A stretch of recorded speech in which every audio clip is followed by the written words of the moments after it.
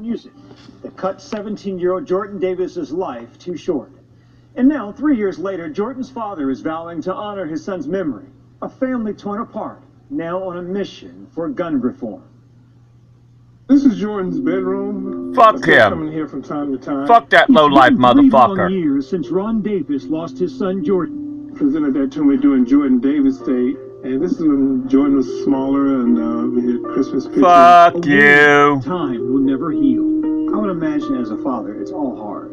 Yeah, it is. So how many motherfucking people did this motherfucker violate? And I just feel myself listening. Fuck you. Listening out for the keys to be You low-life motherfucker, you. Your brain knows that he's gone. You still want that to hear that key in the door.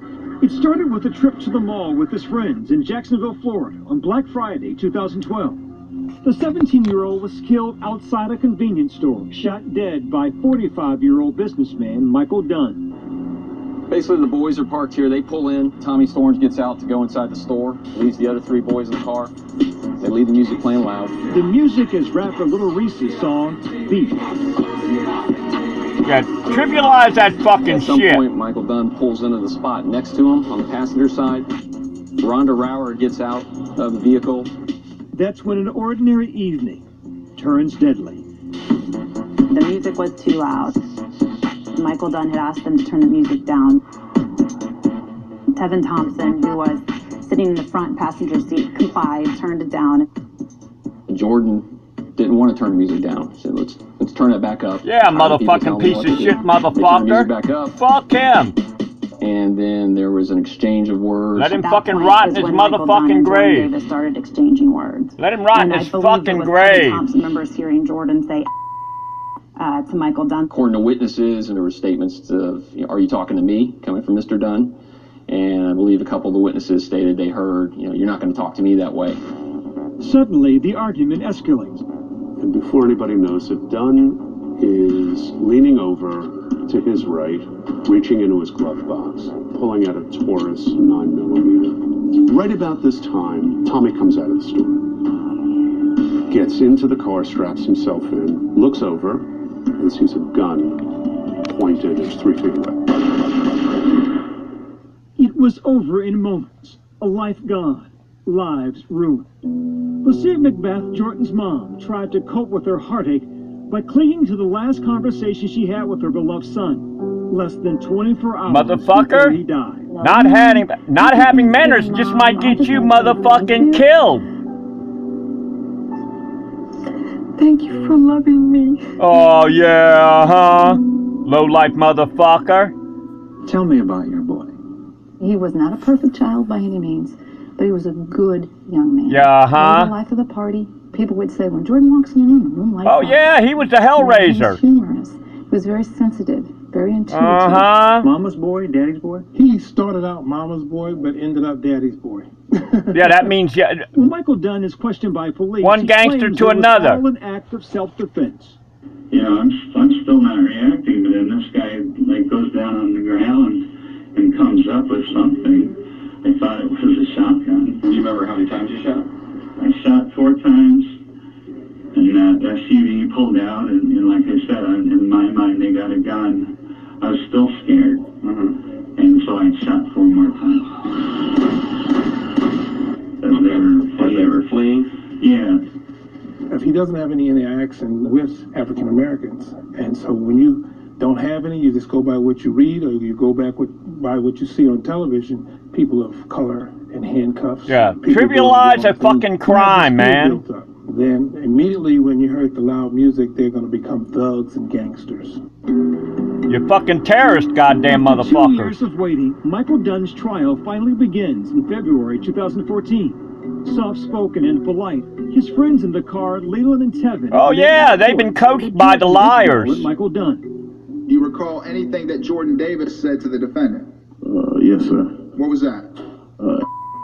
Dunn insists Davis had a gun, but when none was found, Dunn's self-defense claim falls flat.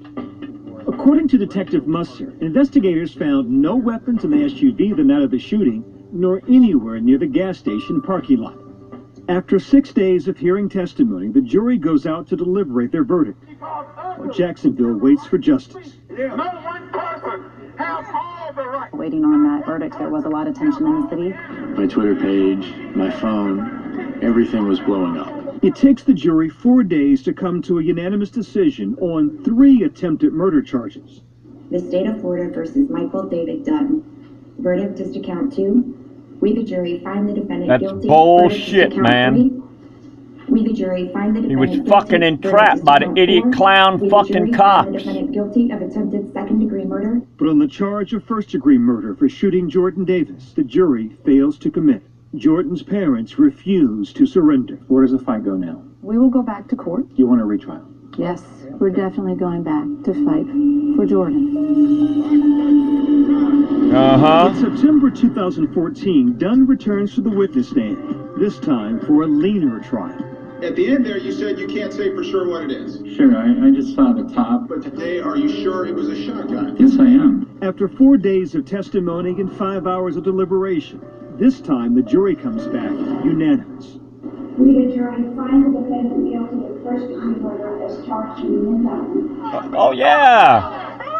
There's just You get a bunch of, you get 12 fucking idiots. A small but loud group of demonstrators outside of the Duval County Courthouse became emotional when they saw Jordan Davis's parents walk down the courthouse steps. We're able to finally give him rest and closure. Oh. On October 17th, 2014. And Mr. Dunn, your life is effectively over. The life sentence is in addition to a 90-year sentence for the 3 counts of attempted murder of Jordan's friends, and 15 years for firing at a vehicle.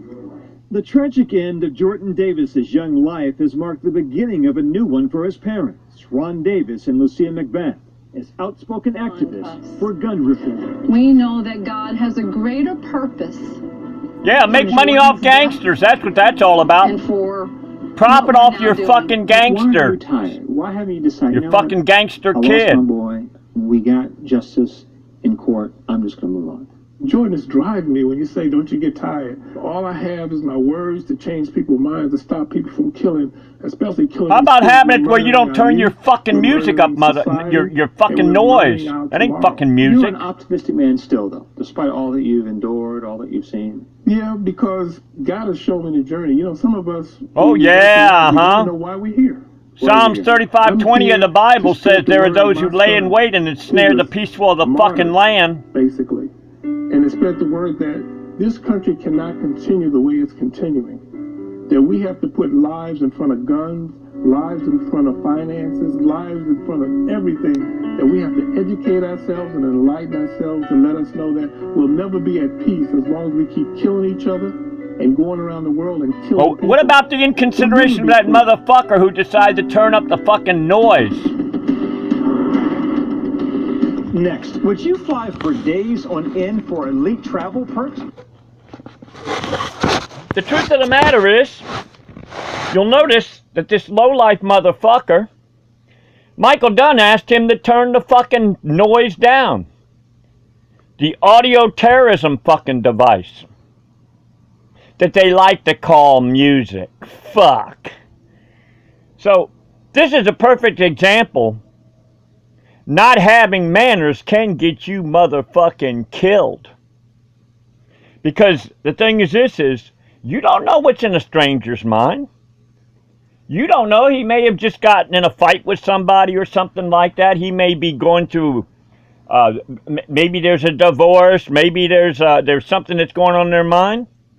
So the best way that you can predict of how a stranger is going to treat you is you treat them with courtesy. Hell, even go so far as to apologize. I have no problem apologizing. One time when I was at, was it a Friday Fest? This guy said, hey, you're making too much noise. I didn't say to him, mind your own business. I said to him, you're right, I'm sorry, I made a mistake. So the truth of the matter is, they're trivializing these boom car punk motherfuckers who are actually American enemies. How is that? Well, my Florida statutes tell me that, and not only that, I contacted Corey Strollo, who's the so-called defender of Michael Dunn, and I told him all the felonies that the boom cars are done. Nowhere in the fucking trial did he mention anything about they didn't put that piece of shit Rob Shinova, that piece of shit motherfucker from Jacksonville. They didn't put him on trial and say, did you swear an oath to support and defend the Florida Constitution? Yes, I did. You know Article 2, Section 7 of the Florida Constitution says unnecessary noise will not be tolerated. Are you familiar with 3015 of the Florida statutes? If he didn't know that, that would show him he was a stupid motherfucker. 3015 of Florida statute specifically states the sheriffs are to arrest without warrant anybody who's got fucking loud noise coming out of their vehicle. Not only that, it puts ambulance and fire department people in danger. That's called 80610 of the Florida statutes. That's a 5-year prison sentence. Them going around with their thumping bass, that's an audio terrorist device under 876 of the Florida statutes. These boom cars are used for dealing drugs under 874 of the Florida statutes. The sheriff's department could have taken away the fucking vehicle 932 contraband. I'm sure that the concussion of them speakers hurt Michael Dunn's ears real fucking bad and everything like that. So that's 784 of the Florida statutes. So you got so many motherfucking felonies that this motherfucker was doing going down the road. Not only that, Governor Rick Scott, it was his duty to protect the citizens of the United States in Florida. And under Chapter 14 of Florida statutes, he could have gotten rid of every one of these motherfuckers. But see, the truth of the matter is, the cops ain't going to tell you this. Cops love them fucking boom cars. Cops love irritation. Irritation means they jail more motherfucking people. But you notice the cops, they make sure to have their cars out in front of their home where the boom cars can see them. Them boom cars are going to come by and rattle a cop's house. Now, I'm all for a cop keeping a car at his house, but he should have it covered at all times. So actually, these boom car punks, what they've done is they've trivialized. These are actually agents of American enemies and American enemies.